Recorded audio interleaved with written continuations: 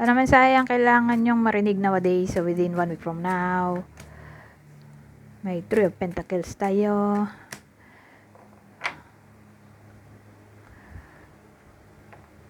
Dream collaboration. Posible, oh. Kung yan ang wish, posible.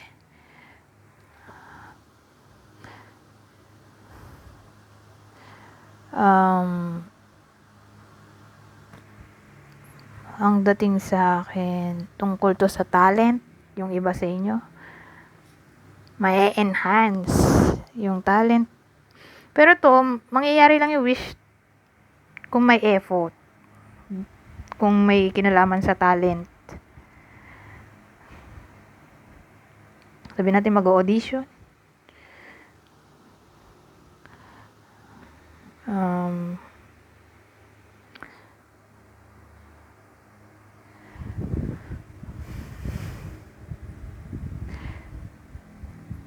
Makakapasok sa group. Ganun eh. O community.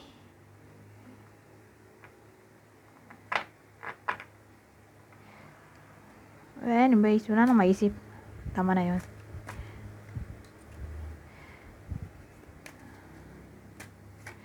Ten of Cups. Sabi natin, ang wish mo ay malaman ng katotohanan. Halimbawa, may secret na gusto mong alamin.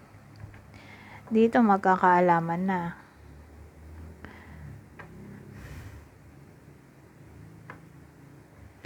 O pwede rin namang magiging masaya.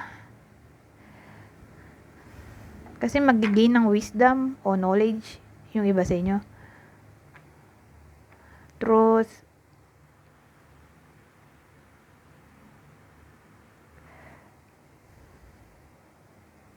O magkakatotoo ang intuition.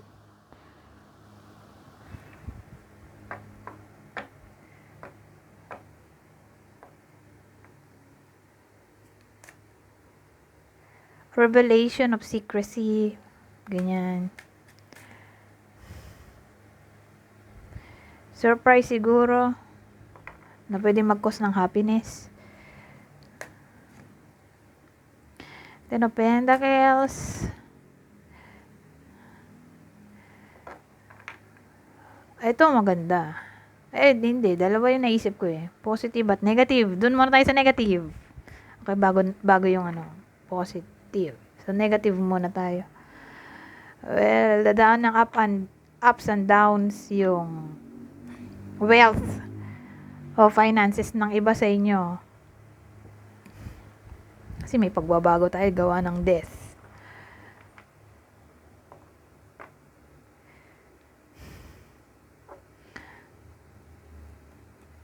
May naisip pa akong isa, ayoko na sabihin.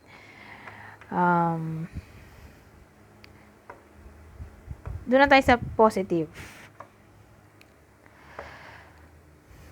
Doon sa positive, sabihin natin, ang pangit talaga ng takbo ng buhay ng iba sa inyo, lalo na sa finances. So, kung applicable na to, doon may magandang pagbabago. Magiging ng profit, tataas ang sales, magkakaroon ng maraming OT para dumami ang income o ang salary. Sabihin nating problemado sa pamilya, karelasyon, dito may pagbabago, magiging okay na ang lahat, mag-end ng mga dapat mag-end. So, judgment. Ito, may magbabalik na soulmate.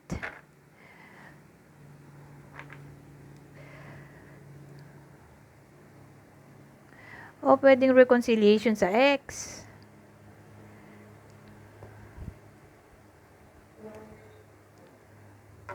Dating crush, magbabalik.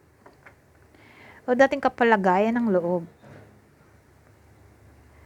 O dating attraction, mukhang mariri-awaken ulit. Ganyan. O sabihin natin, naudlot na feelings, mabubuhay ulit. Ano ba yan? Um, Partnership.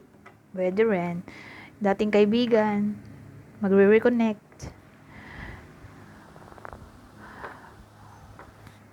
Reunion. Yung dalawang code eh.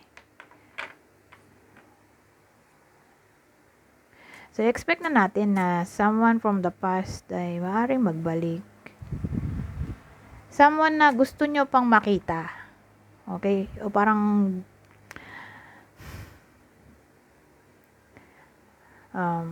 someone na gusto nyong bumalik ulit sa buhay ninyo. Ay pwedeng bumalik. Ito. Queen of Wands.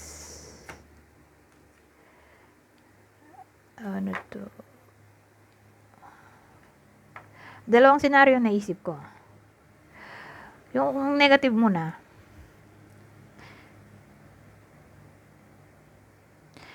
Yung negative, mag-iipon na mag-iipon. Tapos, pag naipon na niya yung gusto niyang ipunin, wawaldasin niya rin lahat yon. Walang matitira ni piso. Ganun eh.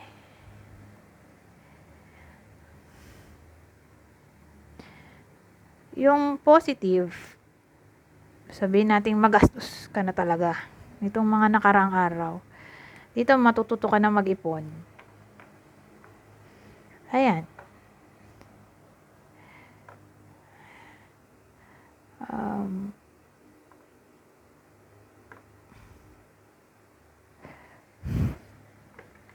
Sabihin natin bored ka nitong mga nakaraang araw, dito magsasaya ka. Pero kung masaya ka na nung mga nakaraang araw, magiging bored ka naman. Pwede kasing vice versa eh. Hanged man. Oh. Ano to? Hanged man, Knight of Wands.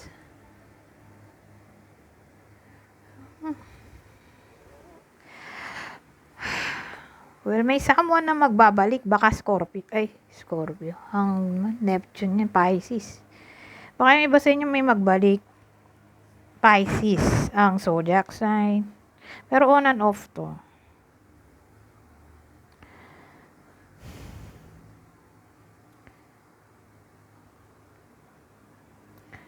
O sabihin natin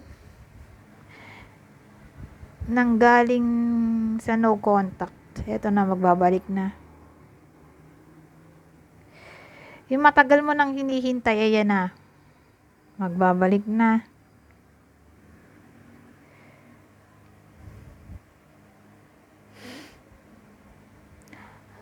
Ano to?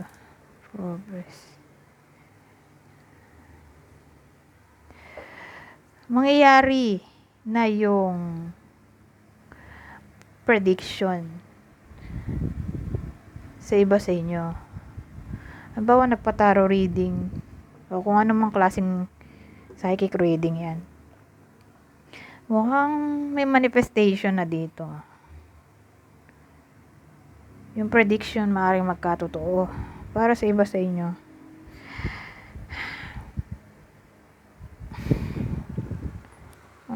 Ano pa ba? O maisip ko dito.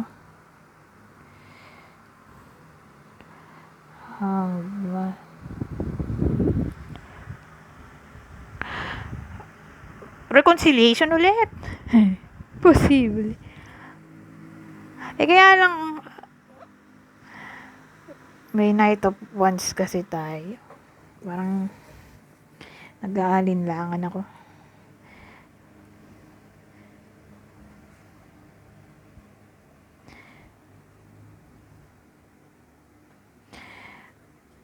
Well,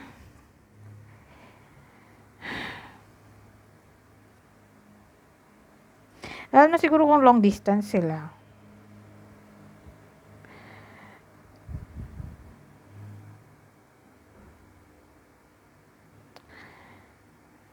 Long distance. Nasa abroad, foreigner. Maitim na tao. Moreno. O pwede ring may kinalaman sa ito, sa travel. Naudlot. Naudlot dito. Ito, tuloy na.